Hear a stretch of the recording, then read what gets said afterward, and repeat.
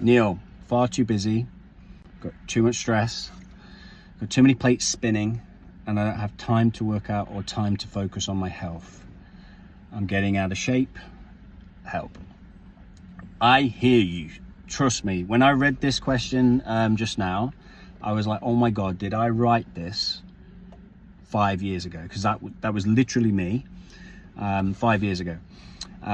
So I'll tell you a little story about what happened to me and share with you what I did to solve the problem.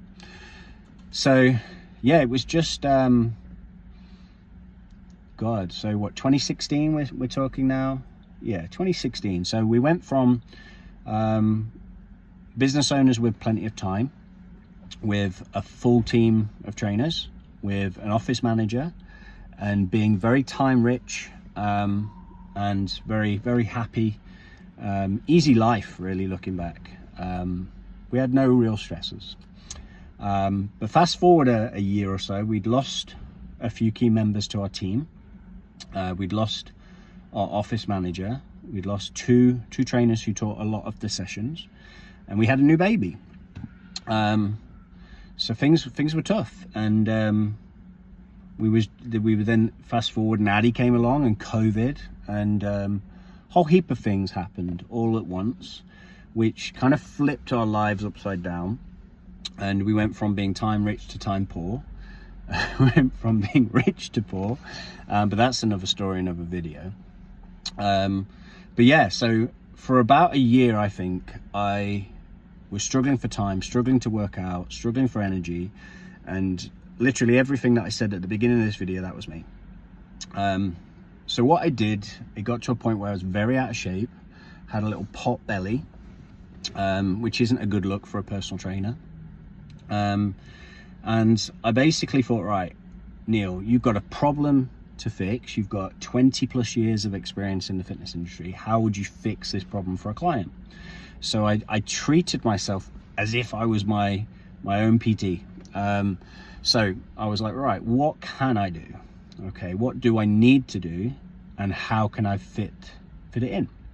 And so what worked for me was going from hour-long workouts to mini workouts. So it became like a metabolic resistance exercise. So about 10-20 minutes. It was just the key things to work the big muscle groups, get my heart rate going, and I structured it so they were very effective exercises, but very condensed. So minimal rest, minimal time. I split it into a push-pull legs, and I thought, right, 3 workouts per week that need to happen over a 7-day period, and they don't all have to happen in one go. So it could be 10 minutes here, 10 minutes there, micro workouts, I called it. I then thought, right, that's the workout done. I can fit those workouts in around nap times. So I used to walk Freya around the block, get her to sleep. She would take forever to get to a nap, and you'd always bump into that talker as they were drifting off, and you know, you can't be rude, but it'd take forever to get her to sleep, but at least I got my steps in. The stress of getting her back in the house over the big step was real, because if I woke her up, that's another 30 minutes walking around the streets. And then that was my time. That was my 20 minutes time to get a metabolic workout in. And I've got all the plans, which I'm going to share with everyone. And so that was the workouts, and I had to get 3 of those workouts in a 7-day period. And then when it came to nutrition, I thought, right, well, I don't have a lot of time, and I need to make sure I stick to a calorie deficit, and I stick to a protein goal, and I'm hydrated. They're the minimum things you need to do to change your body composition. Obviously, there's more important things as well. There's micronutrient, there's balanced food, there's a whole heap of things, but they were the big levers. So the calories, the protein, the hydration, that would make you lose fat and build muscle. Minimalistic, the most important things was the focus. So I invented a few different rules, which I'll share with you another time, but basically it was kind of revolved around intermittent fasting. So you would have first meal noon, protein based, a bigger meal in the evening, maybe a protein shake. So it's small and condensed key things. which made it easy to stick to. So easy to stick to nutrition plan and micro workouts. And because I took that time to refocus on myself and my own goals, my mood improved.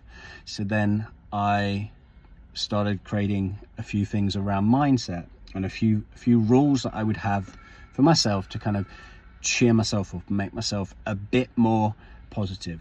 Obviously, I had a beautiful young family, had a business, beautiful wife, lots of really good things going to you. But when all of these things compound, it does get a bit disheartening, and especially in winter when you factor in the grayness and the cold, and everything can seem a bit harder than it actually maybe was. But time was definitely a struggle. So I started seeing results, and then I was like, right, so body, nutrition, now mind. So I set myself like a few different things that I would do every day to focus my mind.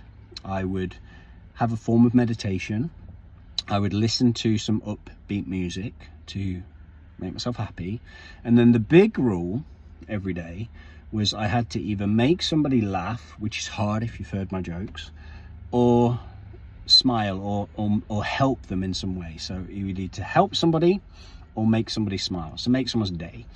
And it's that kind of coach inside me that has always been there, that if I'm helping others, I'm helping myself, because I get a kick out of being of service, being of help. So that was a lot of the things I did to kind of lift myself out of a funk. So when I read your question today, I'm not going to name you, it was literally like going back in time. It was how I felt, and I literally got you in the heart. That's how I was, and that's what got me out of it. So I hope that's helped. Sorry the video is long. I don't even know if I can post this, it's so long. But yeah, I'm going to reach out to you personally as well, because by chance your message came on the day that I literally am launching my kind of busy dad's coaching program, which is designed around how I felt and your question.